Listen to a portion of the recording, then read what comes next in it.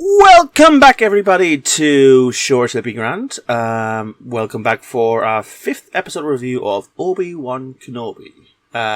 Today, as usual, as we do with Obi-Wan Kenobi, you have Kevin and I, who will talk a little bit about the episode and discuss what we thought was cool, what was bad, even though we've been quite bad about saying bad things with the show. Mm-hmm. We should really be more negative. Yeah, I have some negative things this time around, so, you know, I'm well-rounded as a critic, that's the one. Yeah. I've only been doing a podcast about critiquing movies. I finally know the word, woo! Yeah, it's almost as if you've been doing this for a while now. Like, almost 2 years, like, it's mad. Almost 2 years, yeah. Yeah. Oh, Jesus. But yeah, we're here with Obi-Wan and his merry travels. Last time we saw the third sister popped on the little droid, a tracking device, and they were basically heading to a mountain that has like a roof escape and a whole bunch of citizens. And imagine, do you think there was some like Jedi amongst them? I don't know if there was Jedi amongst them. There was probably Force sensitives amongst them. But there's a big collection of lightsabers. Well, that was like, I believe that was implied that those are from ones who had already passed through, because this is part of the path, the Underground Railroad. They just left their lightsabers. Well, I mean, Obi-Wan said it in the first episode. Having like that stuff with you is dangerous. He buried his in the desert. I guess, you know? Yeah. I suppose, yeah, that's fair enough. Okay. Yes, so we're on this plan. We know that Leia's little ladybird droid has been corrupted. It's under the control. We know Vader is... Oh, well, we should talk about the most important... Well, I think the coolest part. Yeah. Let's go with the opening of the episode, yeah. I know it's a bit unorthodox, but let's do that. Yeah. It's so good. So good to see. Yeah. We get a flashback to just before the Attack of the Clones, because Anakin still has his arm. It's not robotic. He has his little Padawan rat tail. Yeah, it could be just before, or it could be actually during the Attack of the Clones at some stage that we just didn't see. And it's him sparring with Obi-Wan. I suppose the first thing, you know, because we know what people are going to say about this, like, they look too old, the de-aging wasn't good enough. Look, I get, you know, I understand. 17 years has passed? Yeah. Yeah. About that. Yeah, about that. You know, time has passed. And, you know, de-aging software, even though it's done very well in film, is still a costly thing. And honestly, like, it personally didn't take me out of the scenes. No, it was not seamless, but it was well done enough that I saw it. And like, here's the thing. I'm going to say this to all the people who have a problem with it. Maybe stop being a Star Wars fan for a second and take a moment to enjoy something for once. Yeah.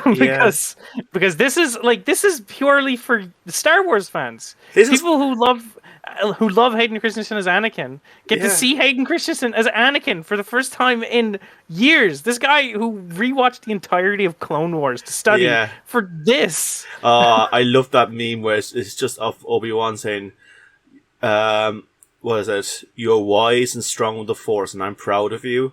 And people did that, like, next to the article of Hayden Christensen saying that he watched all the Clone Wars. Like, but here's the thing, right?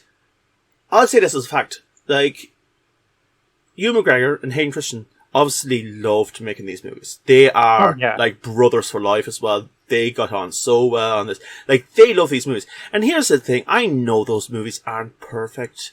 I get that. But damn, in a way, they're my Star Wars movie. Now, just before people jump in, you're nostalgic or biased. Like, my first Star Wars movies were the originals. I watched the originals. Like, I remember when the new ones came out. I was like 9 or 10, but I remember when Phantom Menace came out. And I was a kid, I was 9 or 10 years old, and you know what? I had a great time. Yeah. You know? I just love the characters, I love the spectacle, and those movies had it. I think I'm trying to remember here myself, but I think the first one I saw, because I would have been quite young when it came out. I think the first one I saw was Phantom Menace, and then after that, my dad sat me down, made me watch the other three. Yeah, and then I watched the other prequels as they came out, and I love Star Wars. Yeah. Like beginning to end. I take a little bit of umbrage with Attack of the Clones because of it, like having a bit of it's kind of a slow movie, weirdly slow for something where so much happens, but. Yeah, I don't like Attack of the Clones that much, but Phantom Menace is just a good time, and good kids movie. Good kids movie, and Revenge of the Sith is just a solid Star Wars movie. It is pure Star Wars beginning to end. The only thing I'd say about it is it's a little bit too packed because they clearly paint themselves into a corner at that station. Oh shit, we don't even have Darth Vader yet. Let's do shit. It was very much a movie where George Lucas realized, oh shit, I'm making a trilogy, and I forgot. Why did they give them episode names? Why? Why? I could have made 3 more movies that led up to this, but no, I made 3. Could you imagine like 3 more movies about Obi-Wan fighting Darth Vader? That would be interesting. Oh. God, that would be interesting. Yeah. But yeah. So we probably shouldn't review the entirety of Star Wars while we're here. But... Yeah. But hey, no, it was worthwhile talking. Yeah, look, I understand the CG wasn't perfect. Hayden Christensen looks like 17 years may have passed or not. I still think they did a fairly good job. He still looks a little bit youthful. You can see the age a little bit around the mouth and how he's set, but otherwise, yeah, like the dynamic between him and Obi-Wan was as fun and like brotherly as always, I think. Like, I've always got the relationship between Obi-Wan is like, it's 2 brothers with one brother acting like he has to be a father. Yeah. You know, he's always like, oh, pat on the back. Yeah, buddy, but they are really just brothers. I will say, there is one part of that scene that took me out of it, or actually multiple scenes, because the whole episode uses that sparring match as a framing device. Yeah. The only thing that really took me out of it is that, ironically, the dialogue was written a bit too well, and I haven't seen Hayden Christensen and Ewan McGregor talk to each other with well-written dialogue in any Star Wars movie before. So that was the only thing that even mildly, like, I was like, that it feels a bit weird that they're reading well-written dialogue to each other. Honestly, I like just listen to the dialogue and all that, but like just listening to dialogue and that, I just wonder sometimes like how amazing it would have been if we had like just in a completely imaginative way had another movie between episode 1 and 2 and we see how they came, like how they hung out with each other and the banter between them and has some really well written, you know, and obviously we get better stuff like the Clone Wars animated stuff, but like Ewan McGregor and Hayden Christensen, like they work together well. I know some of the movies had to kind of catch up. For example, Clone Wars, some of the dialogue between them is quite wonky. Yeah. Yeah, but you can see they got on swimmingly. Yeah, definitely. Yeah. Like, it was... that. Like, if anyone was having fun in those movies, it was them too. Also, just a quick note. Hayden Christensen, throughout the fight, you can see his feelings being hurt in his eyes when he's fighting Obi-Wan. And it's subtle. It's not this... I hate you! Oh, why am I treated so poorly? I'm the chosen one. It's just like, God, just let me do this. I want to win. I want to, I'm good. Like, there's that kind of feeling. And it's like, he said, Obi-Wan, just bloody see me. I'm good enough for this. Why do you doubt me? You can see a little bit of that. It's not as explosive as we had in the movies. And I love it. It's just straight up, this is how he was manipulated by Palpatine. Yeah. In very small fragments of the episode, and that I think sells that whole section sells the episode for me. Yeah. Like just alone. Now that said, there are some other scenes in this episode that also sell it pretty well, but we'll get to them because they're a bit nearer to the end. Yes. But yeah, I was very happy to see the flashbacks. I already seen an article saying, see, there was a good Obi-Wan Kenobi series buried underneath this. It's just like, lads, it's been like 5 episodes. Like, it's not a long run. Like, if we just constantly had flashbacks to the Clone Wars, we'd be sick of it at this stage. Yeah. If you want a show that showed you what the Clone Wars was like, well, I have good news for you. Yeah, exactly. Here's this show where you could see what the Clone Wars was like. It's called The Clone Wars. Yeah. There's actually 2 shows called The Clone Wars. There's 2 shows. Go watch them if you're so interested. Yeah. That's the really good show that is you found buried underneath Kenobi. Yeah. Meanwhile, we'll be watching the really good show that is Kenobi. Yeah. By the way, also The Clone Wars is a fantastic show. Do genuinely watch it. It's brilliant. Yeah, I'm not bad-mouthing. I'm bad-mouthing the people who say this isn't good. Yeah.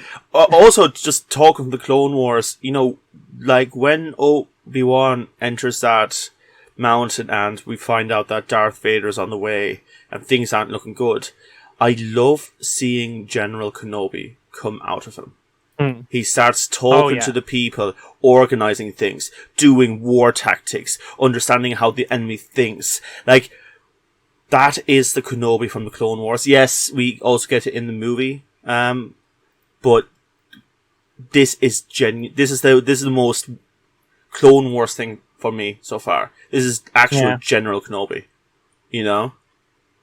Definitely.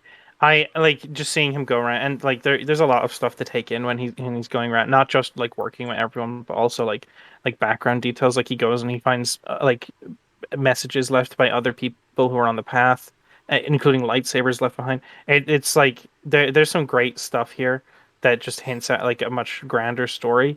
And I'm like the only way you could really get me interested in another Kenobi show is by giving me a show that would break canon entirely and let me see Kenobi run the rebels, which we won't get because that breaks canon. Yeah. But and we only want 1 season of Obi-Wan. All right. We only want 1 season. I don't want another one. I'm going to say that the only way you could tempt me is with that. Yeah.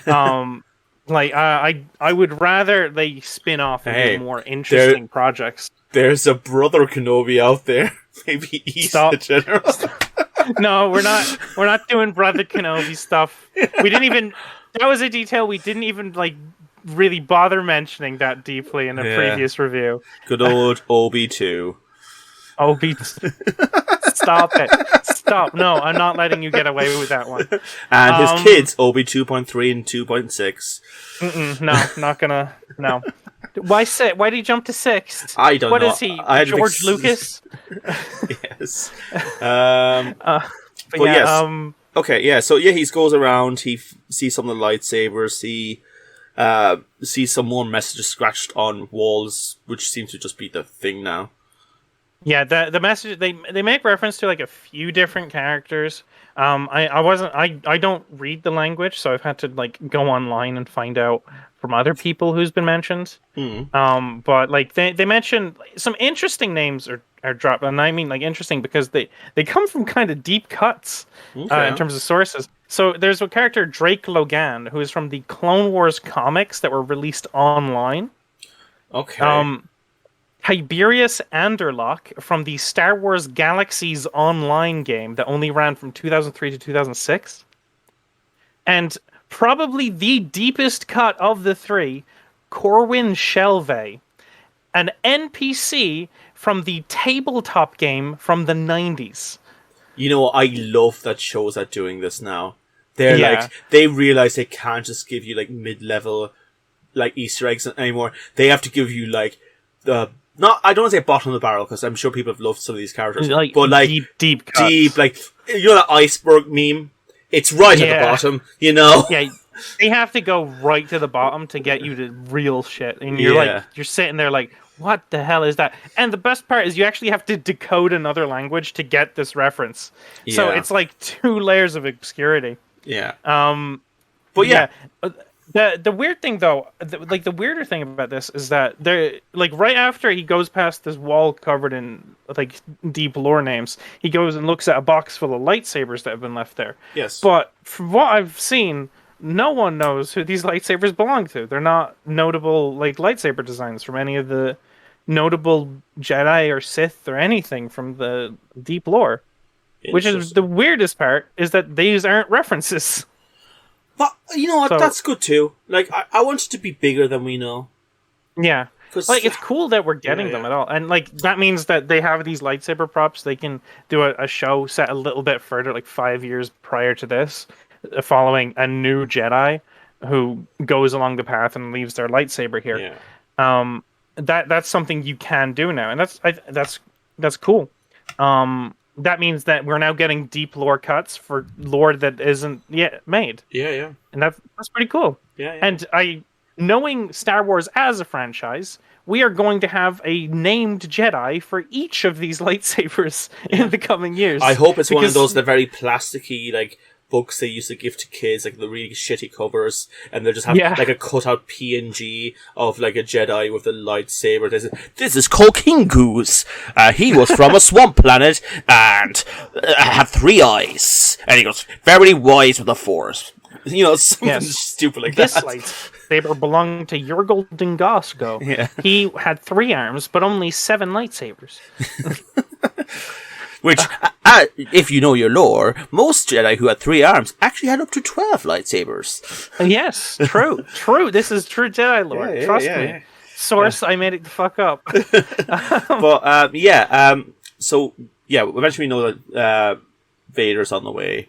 And he has sent her ahead to go to a big mountain where there's a lot of people hiding inside behind a big steel gate. A whole bunch of stormtroopers come on the outside, and one starts shooting at the door like crazy. And there's a Jedi on the inside ready to protect this mountain. Yeah. What does that sound like? It's a lot. It sounds a lot like Episode 8, notable Obi-Wan story, Episode 8, for sure. You really... I didn't like that article, Dan. I'm just saying, they have a point. They have a point, but it's bad. I don't think it's that bad of a point. I will tear it apart. I will tear it to pieces with my teeth. Okay, so that was obviously an allusion to The Last Jedi. I personally see why people might make that connection. I think it's quite clear. Personally, I think there's a stronger connection to be made, given the trend that I have personally noticed in these episodes. And this isn't just me riding a dying horse into battle. This is cause here's the thing. Which is a reference to this episode of Obi-Wan, basically being on a dead horse riding into battle. Yeah, true. But this is basically the episode starts with a siege of a rebel operations base launched while the rebels were attempting to make an escape, which is the beginning of episode 5. If you discount all the stuff that happens with the what are they called? The Yeti things. The Yeti things? At the beginning of episode 5. Episode like that. The Bantha. The Bantha. That's it. Yeah. Is it Bantha? No, that's another thing. Hold on, you keep talking and I'll find out. Okay, find out. But anyway, so if you discount that stuff, it's like the rebel siege at the beginning of episode 5.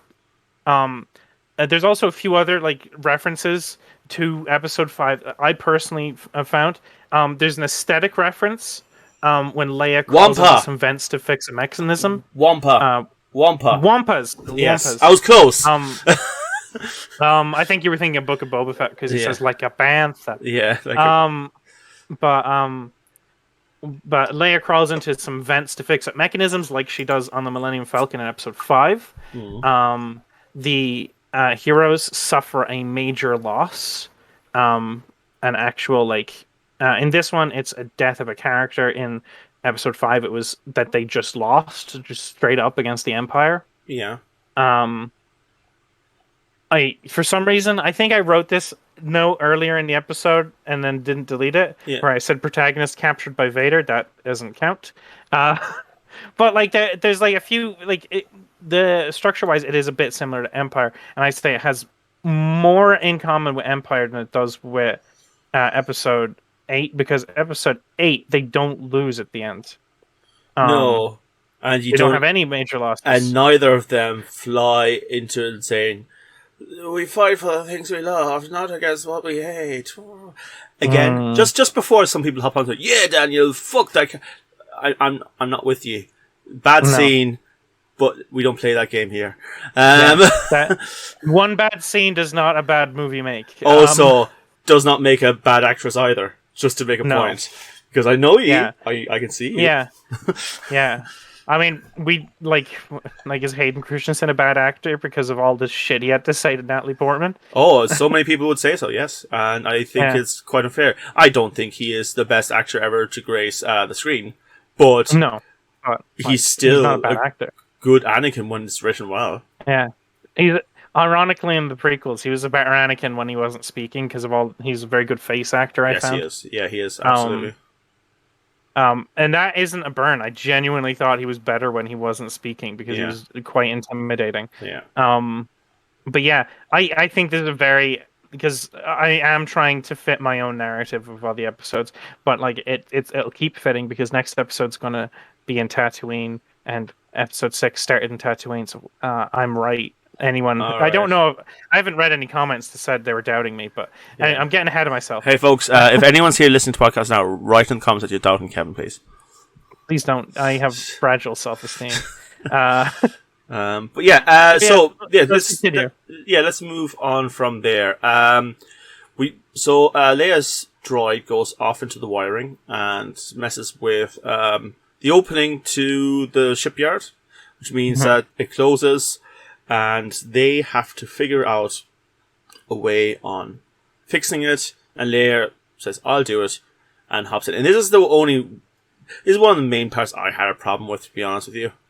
I love Leia in this. I have said it many times in every episode, I think she's wonderful. But now she's an electrical engineer hack person. It's a little bit much, lads. I understand why they did. This was literally we have nothing for Leia to do, and there's going to be some bad, gruesome moments for a child to be around. So we're going to put her in a box for the moment, so she doesn't see any of that. I mean, to be completely fair, she didn't end up doing any major electrical engineering. She plugged in a wire. No, she rerouted stuff. She had to take some thing out from one end to the other, and she had to move cable. Clearly, no one showed her an image how to do this. She had to understand the circuits here. I'm sorry, it was a little bit fucking over the top here. And then, she sees, what's her robot called again? Lola. And, says, oh, there's the hacking device underneath your wing. Pop, you're okay again. It's a little bit awkward. Look, there's a convenience there. To be complete, I'm devil's advocate here. I know C-3PO. I know C-3PO. No, it was R2, actually. C-3PO had a thing as well. I guess they both did. Yeah. But that is basically just it's a fucking screw. You just pull it out. Yeah. It's not. But last time, okay, Kevin, if you want to play that game, when they had to get that off, Luke had to get a proper screwdriver and pry it off. Leia went pop. Yeah, but I mean, is she superpowered now? Reva didn't exactly have time to fucking weld it on now, did she? Lola's a tiny little robot. It's a smaller screw. No, I'm sorry. It's also hands. kind of ridiculous. You found it so fast. Oh, you have red eyes. That means you're corrupted. I must now check. Why didn't you see it before this? No. Okay, no. I've just been being nice up to this point. It wasn't the red eyes. It was because Lola was actually acting suspicious. Okay, all right. Okay, fair enough. Okay, but she still instantly realized, oh, you must be being manipulated, and then look for the thing. I mean, she manipulated it in her hands to look for something. Yeah, but instantly. But that's a one big jump straight away. Let's see if there's anything attached to you. Oh, come on, Kevin! Would you rather an extended scene of her just manipulating the droid in her hands over and over to find the screw? You know what? It could have been anything. It could have her just literally picking her up and tucking her away and acting not realizing what happened. Anything. But her suddenly being able to wire a giant fucking door. And then, immediately knowing something's wrong with her droid and fucking taking the tracker off, it's a little bit much. It is, I love this kid. I think she's, a sassy, clever, drags people down to where they should be kid. But this was a little bit more look, we need her to do something for this episode. That's it. There's nothing more to it. Literally, even when they were told her, was Tala, isn't it? What was her name? Yeah, Tala. Tala, when Tala died. Oh, was it? Where's Tala? No, we were just puts his hand on his chest and looks at her sad. She's oh, okay. talking about Tala, before we go further, so Tala sacrifices herself with Which her... is the major loss. Yeah, with her droid. When I first saw it, I thought to myself, like, we saw, like, the droid, like, going back and, like, protecting her and all this kind of stuff. And, you know, I think at first I thought, are they saying we have to care about this droid now? Because we've known him for, like, 2-ish episodes, really. Yeah, 2-3. 2-3 episodes. Yeah. Like, he wasn't really in the last episode. He was out the previous... Like, we don't know him. But anyways, it goes back to the line that, you know, when Leia asks him, does he talk? He doesn't talk. What if he wants to say something? And she says something along the line and says, it's better to do something. If something is worth saying, it's worth doing. Mm. And I think that was kind of the message that she was saying. And maybe even people who have been in evil systems or bad systems or corrupt systems, you have to stop talking about how these things are bad and should be fixed and start doing something. That was kind of like a message to her saying, like, you have to do something here now. Yeah, definitely. You know? And it was a nice little thing, a nice little message to end off her character on, especially since she's not continuing on till episode 6. Yeah. That she gets a nice little self-sacrifice send-off to help the team. Yeah. And she pulls out a thermal detonator and bombs the cavern. Doesn't cave it in, she just bombs it. Yeah. Return of the Jedi, baby. Return of the Jedi. Yeah. Gosh, I love the Return of the Jedi. Anyway. Yeah, so so she basically we skipped over some stuff to get to Tala's sacrifice actually. Yeah, but let's go back then. Let's go back. So the Imperial forces are knocking at the door of the base. Everyone is aiming their guns towards the door on both sides. Yeah. Worth noting, the leader of the... I know they're not the rebels, they're the Path, but they're the rebels. Let's call them proto-rebels. And yeah, the leader of the proto-rebels right now, his name is Roken. Yeah. He uses a Wookiee bowcaster. He does. Which is really cool. Yeah. It's not even mentioned. It's just a thing that he has. And I kind of love that. Like, he just has that with him. As it doesn't seem to be as powerful as Chewie's. Because we see in episode 7 when Han uses Chewie's, it knocks stormtroopers away like a grenade. But yeah, it's just cool to see a bowcaster. I like to imagine they have different settings on the bowcaster, and like only a Wookiee is able to use at the higher settings. Like grenade level, you know? Yeah, probably. God. Yeah. But yeah, so during this, Obi-Wan decides to try and distract Reva by talking to her through the door. Yeah. And during this talk, we finally get the fan theory that everyone theorized and was totally correct about Reva. You know what I hate about myself? When it was happening, like when it was coming to us, I said, you know, it'd be cool if they didn't tell us. If they just said, you know, not everything has to be said. Like, if everyone already suspects this, do we need to have it, like, shown to us as well? You're such a contrarian. No, I'm not. I'm kidding. No, but that's a genuine thing, like, you know? Yeah. To be fair, I think it adds to the story.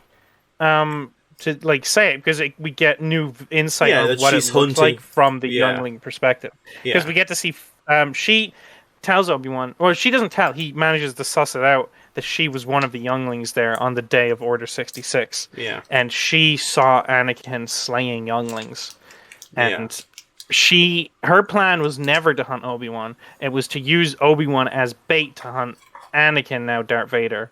Yeah. Which, by the way, this like changes something from one of our previous reviews. We said that everyone in the Empire knows that Anakin's Darth Vader. Nope, just Reva. I don't think I said that. I think I might have said it. Okay, fair enough. All right. So I was wrong. I'm going to say that.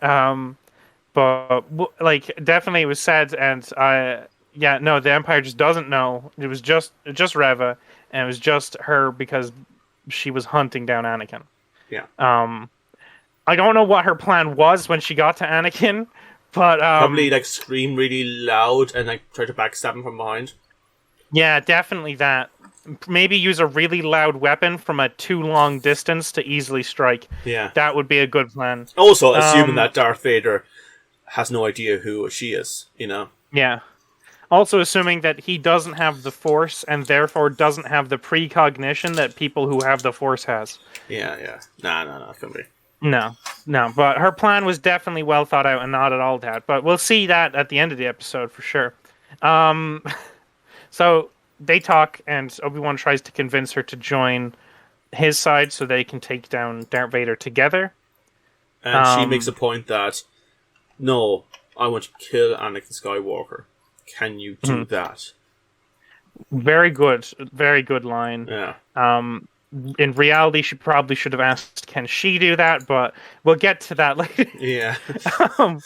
But yeah, very, very good line. Yeah.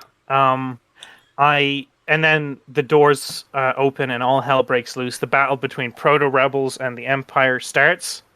Yeah. They keep getting pushed further and further into the base. Also, I will say, okay, just a lot of stormtroopers hit the floor in this. So many stormtroopers. And I know people are going, oh, stormtroopers, but this is quite still early in the Empire being controlled. This is the first 10 years.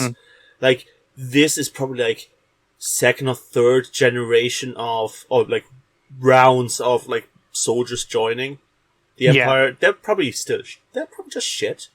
You know, they're just civilians that side up. They're civilians. They probably haven't seen much in the way of major battles. We don't know about wars the Empire has done between these 10 years. Yeah. So we don't know the quality of their stormtroopers. But also, speaking of the quality of the stormtroopers, they were literally bottlenecked. Which, if you don't know anything about battle tactics, is a bad time to be bottlenecked.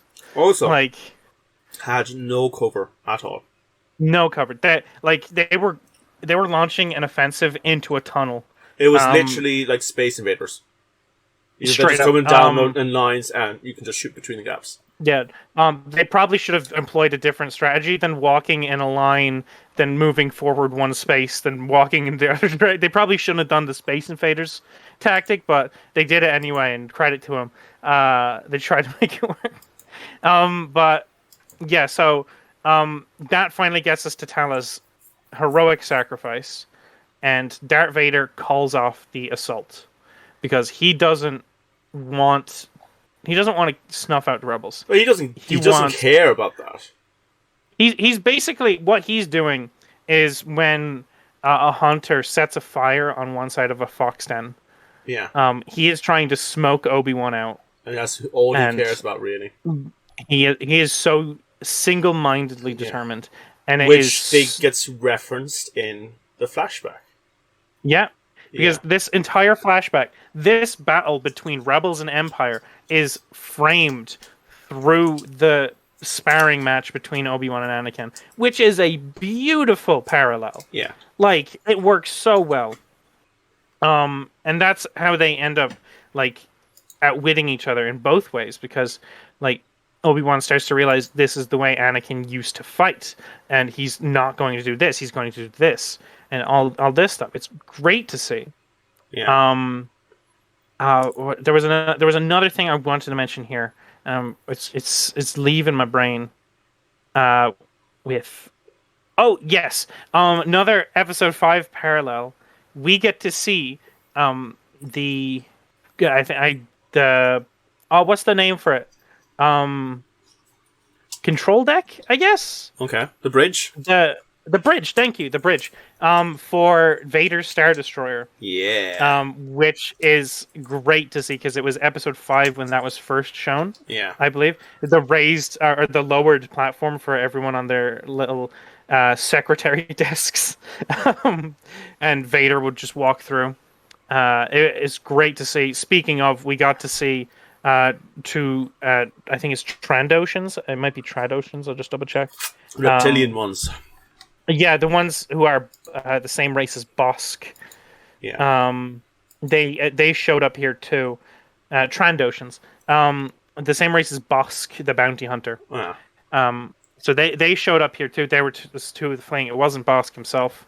But they showed up and they were fleeing with everyone else. Yeah. But so Obi-Wan at this point realizes that he is being smoked out. and he only has one play he can make, and his play is to bait Reva into calling Vader. Some of the choices though kind of weird for Obi-Wan, like very weird. Yeah. I'm like, this is kind of a part of the episode that loses it for me. The plan that Obi-Wan doesn't make a lot of sense to me. No, it doesn't. Because his whole plan is that he gets captured, goes to Reva, pleads his case, and then Reva fights and Reva sends him back into the cave. He breaks out of the stormtroopers' grip and joins back with the rebels and leaves. In hopes that Reva goes off and fights Darth Vader, or like... Yeah. Not only is that a bit of a cold-blooded thing for Obi-Wan to do, it seems a little bit out of character. Yeah.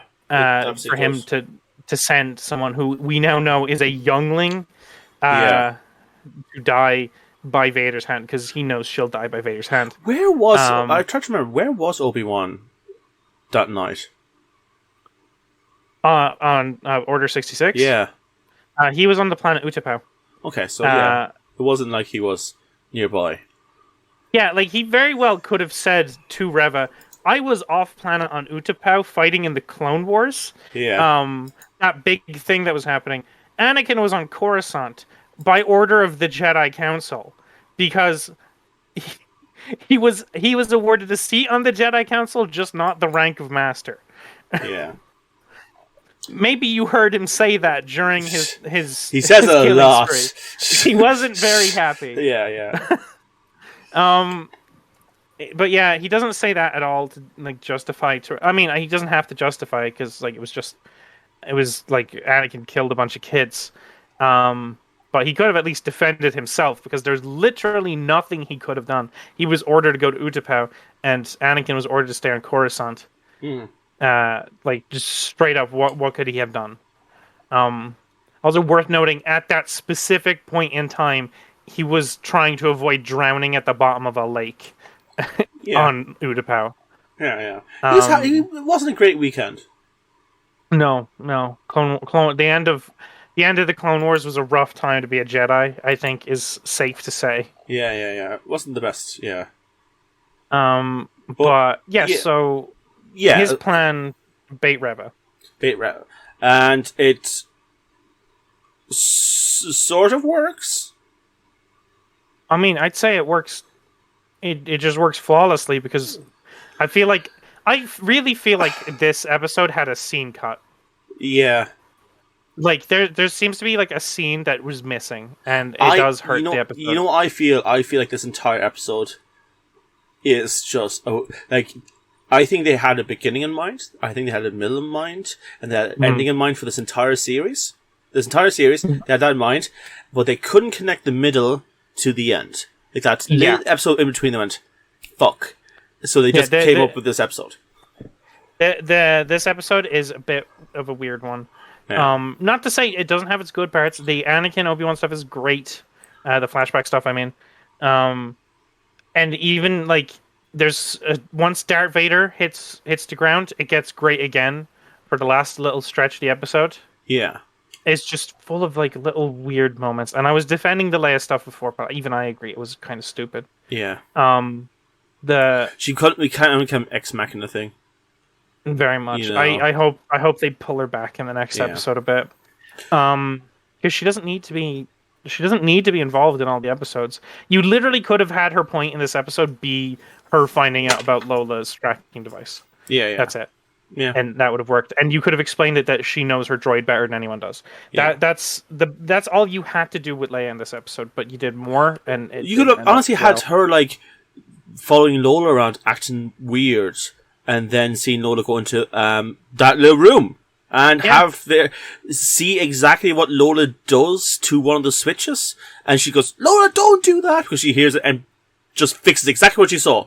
You know, literally what she saw, just fix that. That'd be grand. It would have worked a lot better, but they didn't have it done that way, and the episode does suffer for it. Yeah. This episode probably won't end up as my favorite, but it does have some. It does have some standout moments. And let's go to the moment. Yeah, let's go to the It begins now. So once Obi-Wan's weird ass plan is enacted, he breaks free of the stormtroopers. Darth Vader lands. I love how passe he breaks out of the stormtroopers as well. He just by the wall, and he just walks out. I was saying, it's just Obi-Wan. They're not even going to bother showing us how he got away from these stormtroopers. Like, that's what I mean. I think these stormtroopers are super incompetent. I know the joke is like, oh, they always are. They aren't. Stormtroopers are actually fairly competent. That's why the rebels are always on the back foot. But these are like starting out. They're not at the top. You know? Yeah. It usually doesn't help the stormtroopers to look good when they're always put against the best of the best. Yeah, it's what I like to call the Worf effect. So in Star Trek, Worf is the security guy on the Enterprise. So he tends to be the first one to physically confront any being that's meant to show us that this being is very strong. But because he keeps getting knocked down by really strong creatures or people, he always looks weak. Even though he's meant to be like the measuring stick saying, oh, okay, this is strong. But it's pure. But if you keep doing that, and Worf always loses, you know. Yeah, like here's the thing. Of course, stormtroopers are going to look like shit shots when they're compared to Han Solo, the crackest shot of fucking Star Wars. Yeah, like obviously they're going to look shit next to him. Like, it's not even a competition. Yeah. So yeah. Speaking of people who ended up looking like a piece of shit, we fast forward a bit, and Darth Vader goes through the tunnels. He sees all the dead stormtroopers, and he literally couldn't care. I think he glances at one of them. Yeah. And he goes through, and he sees the ship taking off. He does that thing we all do when we go towards the shop, that when no one else is looking at the automatic door, and just like open Jedi Force, open the door. Yeah, he does. You know? Are you saying that he didn't use the Force? That was an automatic? I love to imagine it. It's like he just moves his hand anyway, just like, oh, there's stormtroopers with him. Then, oh, the Force is so cool. There's just a little rubber mat in front. Yeah, exactly. Ding! But he walks through, he sees the ship taking off, and he just reaches up and it stops. Yeah. And he just pulls it back down. Yeah. And it's so cool. Because this is just... I know this happened in episode 9, but this was always the moment from fucking Force Unleashed. But it didn't actually matter in the episode 9, like, because Chewie wasn't on there, and nothing of consequences happened, you know? Yeah. But this is very much like how Starkiller pulled down the Star Destroyer from the sky. Yeah. And this is him. It's like scale-wise, it's a less impressive feat, but it's just so cool to see. Because it's in live action, I had some quotation marks there. It looks so much more impressive. It does, yeah. And he just brings it down, and he just smashes it into the ground, and just starts using the Force to tear the walls off of it. It's pure, like, Lord of the Sith. Like, this is what you imagine the Sith are capable of. Yeah, this is him going full berserker mode in a way that is... Like, we've seen him toying with Obi-Wan in a previous episode. Yeah. But this is full berserker mode we haven't seen since Rogue One. Yeah. And like even so, it's even angrier than we see in Rogue One. But the he tears all the walls off, and there's no one inside. It was a dummy ship, and they managed to escape. On a different ship. That's the thing. What's the mention was that of two ships being mentioned at all? Mentioned in the entire episode? Because no, because this episode has a lot of weak points. Yeah. Like if they mention like one of our ships is working, but the other one's kind of kaput, then I'd be like, okay, that makes sense. But it was just kind of like, oh, we have a second ship. Don't even worry about it. You know? Yeah. I think this episode could have used like 5 more minutes to explain some shit. Yeah. Like, that's all it needs is 5 minutes. But it's still cool to see him pull a ship out of the sky and tear it apart. It is. But right after it, he sees the ship take off, and like you can mask on, you can see him fuming. Yeah. You know? And Reva comes up behind, standing way too far away behind him, and makes an attack on him because she's wanted to kill Anakin for years. and obviously he saw this shit coming a mile away. Yeah, and he just basically like makes a point to her saying, "Really, you really didn't think I'd know this?"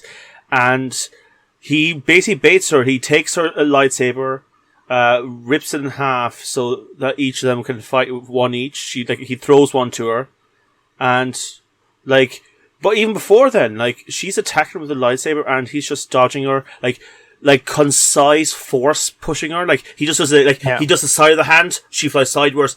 Like he literally does certain movements with his hands. Like he is basically just doing like, you know, dodging on the shoulder, stepping back. It's such a concise movement. It's like he's you know, he's obviously disabled through not being able to have his full body, but he has learned how to use minimal movement against someone and still win. Yeah. This is the way I wish Luke fought in The Last Jedi. Yeah.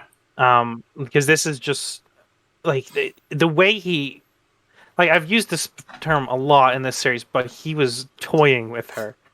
Yeah. Like absolutely. she didn't stand a chance from the moment she swung her lightsaber, and he was just like letting her waste her breath until she figured out she didn't have a chance. Just to mention, he didn't. Go on. Hmm?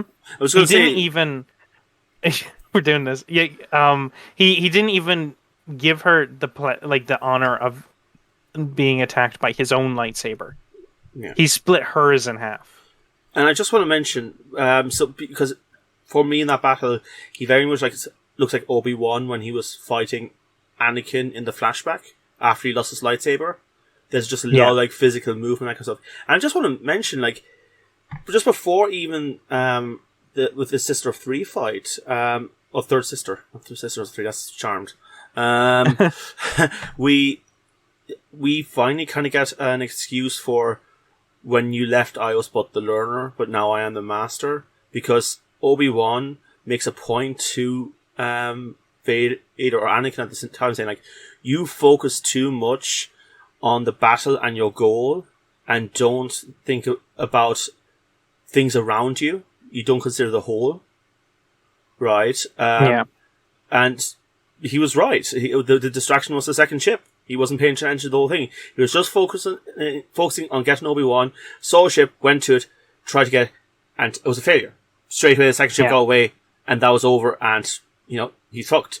So, like, Vader, in that moment, realized that Obi-Wan basically said, you won't be a master until you can do that. And at this stage, Vader is not a master to himself or what he considers Obi-Wan thinks he is. Yeah, and like it or not, Darth Vader still needs like Obi-Wan to consider him a master. Yeah, that's like he cares what Obi-Wan thinks. Yeah, like it simplifies the issue, but he kind of has father issues. Like in a big way, which is ironic given the series that we're talking about. Yeah, but he has issues like deeply, and he needs that approval. Like Anakin always needed approval. That's why like Palpatine found him so easy to manipulate. Yeah. And because of the way the Jedi Order worked, he just never could get that approval properly. Yeah. I mean, he was basically raised by mostly stunted men. Yeah. You know? And most of those stunted men were raised by stunted men as well. Yeah. And the few women that were there, I imagine he didn't interact with much other than Ahsoka. Yeah. I'm sure, he worked under some of them, alright, but yeah. Yeah, not as much as he would have like Obi-Wan and stuff, you know? Yeah. Like he would have had more missions with Obi-Wan and Yoda. I'd say like look at the Clone Wars show, and more often than not, it was missions with Obi-Wan and Yoda and Ahsoka. But Ahsoka doesn't really count because he had to be the one to guide Ahsoka. Yeah. So it was like the other way around there, and so the stunted child had to raise the stunted child. But yeah, no wonder his kids are fucked up. Anyway, Yeah. no wonder Leia's an electric technician at age 10. But anyway, that's not a slight at electric technicians, by the way. I'm sure you have great fathers. Yeah. I mean, but unless you're feeling that those are issues with electronics, which is a choice. Yeah, you're allowed to feel that way. Yeah, just don't say it. It's valid. But yeah, okay. So we eventually, so they have that battle, and Vader brings her on her knees, stabs through her. She has a flashback to when I assume she was stabbed through the stomach as well as a kid. Yeah, and we see the original Grand Inquisitor come in, and he kind of hints that his anger fueled him to stay alive, which is an interesting one. I would have thought, after Obi-Wan escaped with Leia at that time, she just walk out of the room. She didn't go back to check if he's dead properly. I think it's very clear to see from this episode she doesn't think things through. No, she doesn't. But also, I think that this is kind of a reference to the Force healing stuff that is referenced in a lot more in the sequel trilogy. Yeah. But they're basically channeling the dark side of the Force to heal themselves. They're just so angry and full of vengeance that they get up and keep going. Yeah, I mean, isn't that the whole idea of to survive beyond death as well? That's an ancient Sith thing. It's purely literally using the Force as a life support system. And we know in some media when Vader's suit fails, he uses the Force to keep himself alive. He makes himself breathe and all this kind of stuff. Which is why at the end of his story, he even when the suit shuts down, he can't support himself anymore because he's not fueled by the dark side of the Force. Yeah, he has no hate left. Yeah. Now he gets to peacefully move on. But yeah, so the Grand Inquisitor comes out, and as every article online has said, Star Wars canon has been maintained. Yeah. It could have just been another Grand Inquisitor that looked like him, but whatever. Yeah. I don't even think this one got name dropped. Yeah. Well, no. But it seems to be the Grand Inquisitor from the Clone Wars. So. Yeah. Not you mean Rebels? Rebels. Sorry. Yes. But yeah, the Grand Inquisitor and Vader leave her there to bleed out of a stab wound in the stomach. Also, clearly forgetting that hate can keep someone alive. You just said that, bro. Yeah. But it's it's almost like he's trying to help her. Say, hey, did you know? Wink, wink. How hate can keep you alive? Just so you know, everyone at home listening to this, we are winking to each other in the most obnoxious way. It's actually we're not saying wink. It's actually the sound of our eyes hitting against each other. It's making the wink noise. Listen quite closely. You can hear my eyes wink, wink. See, that was my eyes. Yeah. But yeah, so the Inquisitor and Vader leave her for dead, and Obi-Wan it swaps to Obi-Wan on the ship, and he's just sitting there I feel like something's wrong. Never mind, it must be nothing. And then it goes back to the third sister, and she's found that in the commotion, Obi-Wan's holo projector was dropped. By a man that we haven't mentioned at all so far. Oh, yeah, he's in here, the fake Jedi. Yeah. He dropped it and never picked it up, and she found it, and it has the message about Luke existing. So I think she'll be the antagonist of the final episode. I don't think so. I think she's going to try and fight Vader. I mean, why does she? Here's the thing: the only reason she cared. Oh, so you're saying maybe. Do you think I'm saying what's going to happen is that she'll go to Tatooine to use Luke as a bargaining chip for Vader against Obi-Wan. Either against Obi-Wan to use him as a bargaining chip, or to tell Vader, "Hey, I have your son." But he doesn't. She doesn't know that. She could find out from Bail Organa or something. No. Look, that's a little bit of a jump here now. Okay. Then she'll use it as a bargaining chip against Obi-Wan to then use against Darth Vader. Yeah. So I was originally just thinking about the son thing, and then you said like to get Obi-Wan, and it made more sense. But I desperately needed mine to work again. Yeah. So, again, I don't think so. I don't think Obi-Wan has anything to bargain here with Darth Vader. No, she'll go to get Luke. Okay, and what's she going to do with Luke? And she will, like, because she knows from that message that, like, there's something about the boy is important. Worthwhile to Obi-Wan. That's worthwhile to Obi-Wan. She'll threaten him to get Obi-Wan to use as bait against Darth Vader. So she'll say, like Obi-Wan, you have to go and be bait to Darth Vader, or I kill this child. Something along those lines. Because otherwise, I don't see why it's important that she has the message. Because she's not going to give that to Darth Vader. No. You know? Like, no, I guess not. Like, but I mean, Darth Vader's her getting I still think Darth Vader's going to be trying to find Obi-Wan. Like, they have a ship. They have ship in orbit. They'll just chase it. Like, it'll be like that's still going to happen. I think this was just a way for her to be able to get to Tatooine with the rest. Yeah, I think that's it. Like, and I think she's going to try and fight Vader, and that's basically it. Yeah, I mean, like, here's the thing: both of our predictions might come true now. Where you said the Grand Inquisitor would come back, you were correct, and I said that she'll die by Vader's hand. And so far, I'm nearly correct. Yeah, you're nearly correct. Yeah, she's still living. And like we said, we're going to have a standoff in Tatooine. Yep. Standoff in Tatooine. Although there is a possibility with the way everything was set up at the end. There's a possibility to have a face-off on the Star Destroyer itself. Okay. Because of they said in the episode, at the end of the episode, their hyperspace isn't working, and they can't outrun the Star Destroyer. Yeah, it'd be a bit weird. The first part of the episode, hey, we fixed it, it's fine. Woo! Yeah, we're in Tatooine. So I think it's quite likely that like they'll be on the Star Destroyer at some point because they'll be captured. Okay. Which will lead to the face-off where Darth Vader loses part of his mask or something, and that's how Obi-Wan gains the upper hand. Not sure how Reva and the message would factor into that plot, because that seems to be the more likely plot. Even. Honestly, I'm not sure what they're doing with Reva anymore after this.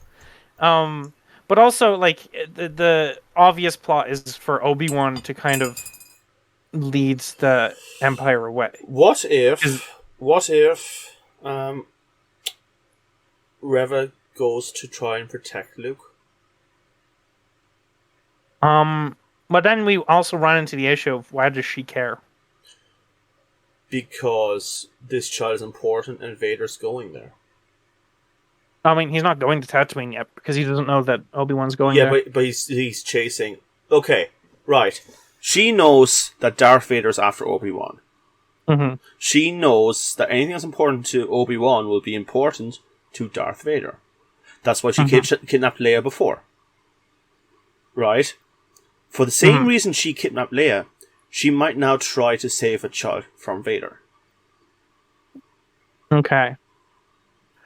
Maybe. Saying that, it doesn't make a lot of sense, because if Darth Vader starts saying, oh, this child desert boy is important to Obi-Wan, I want him, and then if he just lets go of that, it's like, oh, actually, no, it's fine, and completely forgets about Luke, that'd be a bit weird. Yeah. I mean, the most that, like, Vader could ever care about Luke is that, oh, that's the son of my brother-in-law. Well, no, is it? Like, maybe he thinks it's someone Force sensitive as well, that Obi-Wan might want to train, and that's a personal connection to Darth Vader, because he's like, you want to train another Force user after everything you've done to me, kind of way. Honestly, I or maybe he's just trying to like steal another thing away from Obi-Wan, like the spite as well. Honestly, I'm not 100% sure where I don't think that. Yeah, I don't think it'll work though, because why did Vader stop then? Yeah, did Obi-Wan say, "Oh, I killed Luke"? Just tilt your head. Oh no, he's dead. Let's go. like does episode 6 lead into a season 2 where it's just a fucking Looney Tunes cartoon of Obi-Wan stopping Darth Vader's attempts to murder Luke, or something like that, and then just Vader bonks his head and gets all about it. Yeah, like he gets hit by a large light mallet. Yeah. Like what? I don't know what way episode 6 is going to be. I think it has a weird job to tie up. It does. So I'm optimistic because I've liked the show so far. This episode is a bit of. I think episodes 1 through 4 were great. I think this episode was kind of the first misstep in a few ways. Yeah. I Definitely don't think a few missteps. Yeah, I think it's probably the weakest of the episodes. Yeah, I don't say it was a bad episode. Because there's a lot of good stuff in it. Yeah. It's just I'd say it's quite middling because it ranges so wildly from the really, really good stuff and the why is Leia in a box stuff. Don't put Leia in a box. Take Leia out of the box. Hey, you know, be nice if she just played with a bunch of, I don't know, like kids from the path. Yeah, just that, you know. Yeah, just a few. And kids. Like Obi-Wan kind of looks like she's just a child, and then maybe he has a bit of a thought back saying, "Why did we kidnap a bunch of children as Jedi and make them Jedi? That was kind of fucked." Yeah, stuff like that, you know. I kind of wish that Leia and Obi-Wan parted at the end of this episode. I just want to say one more thing, just a quick thing before you go there. Yeah, it's like I'm just thinking like him playing with the kid, her playing with the kids. Mm-hmm. Like that would be just a nice shot back to Phantom Menace, where Anakin was living on Tatooine, and he had like loads of like friends at that age from all different species. And that might even be like we've kept on getting this thing that.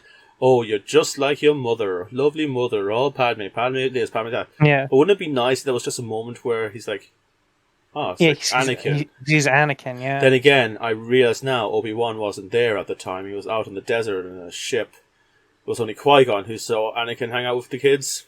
Oh, Lucas. Yeah. Lucas, why didn't you have Anakin and Obi-Wan hang out in episode 1? You should have predicted this! What the hell, Lucas? I mean, like, not even a prediction thing. This is the two most important characters to meet in Star Wars and the prequels. Like, they're meetups. It literally starts with Obi-Wan going like, "You got another idiot alien around," and Qui-Gon's like, "Don't be jealous, little bitch." Yeah, he has more midi-chlorians than you. It's like, no, he doesn't. Send me the number. Bet. But which, by the way, Yoda has roughly about 20,000 midi-chlorians. I checked it up, and Anakin had 40,000. Baby Anakin or adult Anakin? One of them. I think. I don't think the midi-chlorians increase with like age or training. So I was thinking of a Dragon Age power level. Okay, yeah. Midi-chlorians, so never mind.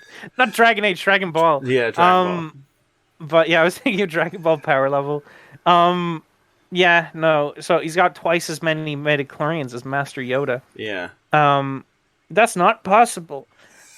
But yes, it would be nice to see him make some parallels to Anakin. Yeah. With her. You know what would have been nice if there was like pieces of a little ship or something, like not a finished or working ship. Yeah. Maybe like one of the. I don't know. Maybe it's a scrapped Jedi. Oh, a scrapped Jedi fighter from the Clone Wars. Yeah. That's in the bay because of course that would be there because the path. Yeah, I mean, it'd be scrapping cool. it for path. Yeah. Have her sit in it just for a side thing, and I have guess. her look at it. But to be fair, we had that moment in the Boba Fett series there recently, in a way, where we got the Naboo fighter show up. Well, this is less about seeing the fighter itself and more about him seeing Leia sit in the cruiser and seeing Anakin. Yeah, I guess. I just think because we already had like, old ship in another show, it'd be like, what is this? Like the grand tour of old ships. We're just gonna get an entire Star Wars series where just let's visit some old ships from history. You know, is Top Gear but Star Wars. Oh, I'd watch it. I said it and immediately I want to watch it. But yeah, so like I was gonna say, I wanted at the end of this episode for Leia and Obi-Wan to part ways. Yeah, because I think it would make more sense for Obi-Wan's plan to be him acting as bait to lead the Empire away. Because Darth Vader isn't going to go after the rebels. Yeah, but if we're going to do the bait thing, I'm going to be honest. That just feels like season 2. No, I mean, like, he'd bait, because it's episode 5. He'd bait and then he'd, fight Vader in episode 6, and then they'd part ways. And that's, I guess, yeah. We'd go back to Obi-Wan and Hermit. I really hope the next episode isn't squashed to bits. Yeah, I'm cautiously optimistic after this episode. Yeah. They've got a lot. It could do an extended runtime, I think. Yeah. Give it an extra 10 minutes. You know. Yeah. Fit some extra stuff in there. I'm okay with a little bit more Star Wars in my life. I wonder if we're going to get any interesting fan cuts of this series. Edit it down. Yeah, edit it down in some ways. You know. It'd be interesting. Like, they could kind of edit it down to episode 4.5 or not episode 4, episode 3.5. Yeah. So that would be interesting. I'm not sure. Like, I imagine a fair amount of this episode gets cut in that fan cut. But like, it's 6 hours of content. You could trim that into about. I'd say you could trim that into a movie length. Absolutely. It'd be interesting for sure. Is it just me? But when we saw like the gates close for the ship, you just think like, come on, Obi-Wan, just try it. Just force open it. Yeah. It's just like, come on. He doesn't have enough midichlorians. But he moved tons of water. Come on, he's getting a bit more loosey goosey with the Force again. Come on, you can do it. He's lubed up his Force. Come on. Oh yes, like I just want to say, like, for a second I want to say, look, he just helped Leia and him focus on, but then you said lube, and I don't want to talk about Leia. You know. That's fair. That's fair enough. Yeah. Yeah. I think we're at the end here anyway. We're today. Yes. In the end, I'd give this episode it's middling. It's a middling episode. Yeah, I think definitely the last episode and this one were probably two of the weaker episodes. I still think last week's better than this, but definitely not as well put together. There's a lot of like, sorry, what? In this, you know. I enjoyed last week's fair amount. Yeah. I was just nice seeing, especially because I put together my little theory in the last episode. Yeah. So I'm a little biased. I'll say that. But I will say that the last two have been weaker. And hopefully it lands strong on episode 6, or at least stronger than this. Yeah. Okay. Do you think that it's going to be a Vader Obi-Wan battle? I think there might. I'm not 100%. I think they should end on a Vader Obi-Wan battle. Yeah. But not like a proper one. It shouldn't end to a conclusive result in either way. I'd love to see the battle they'd have now. Now, you know, Obi-Wan's not like on the surprise. He's not on the back foot. He is getting his powers back a little bit. Maybe have a little bit of a boost from Qui-Gon saying, "You can do it." We still haven't seen Qui-Gon Ghost. I just remembered that. Yeah. Well, I think that has to be coming, right? It has to be. Like, that would be like... Like, I feel like he's about to fight Vader, and he's needs to work up his resolve, and Qui-Gon comes to him in his 11th hour and tells him what he needs to know. Just imagine Qui-Gon.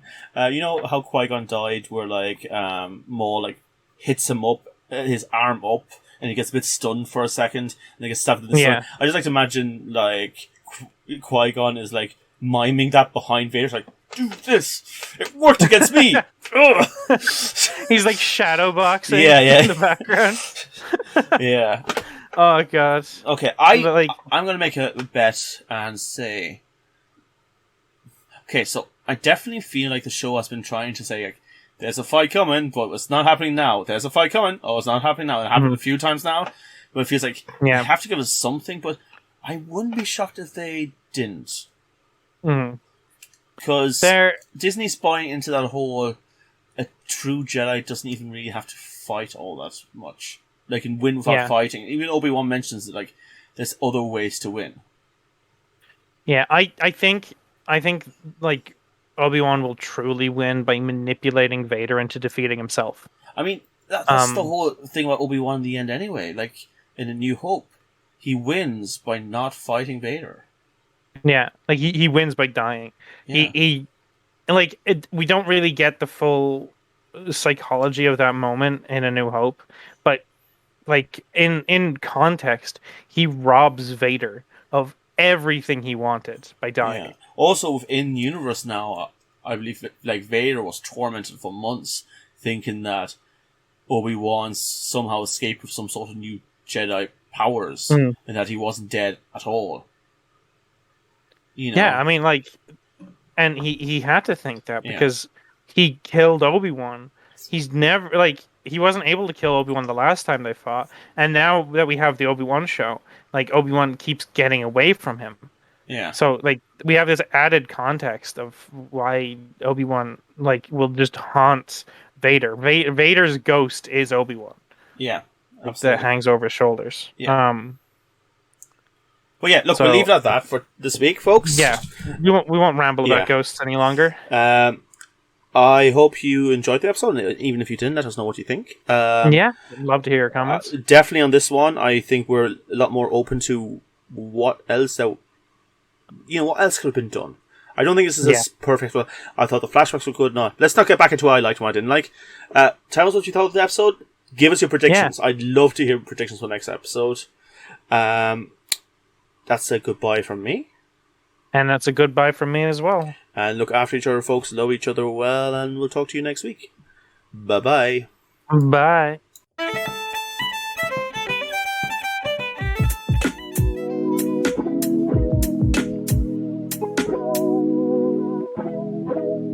Asher, look.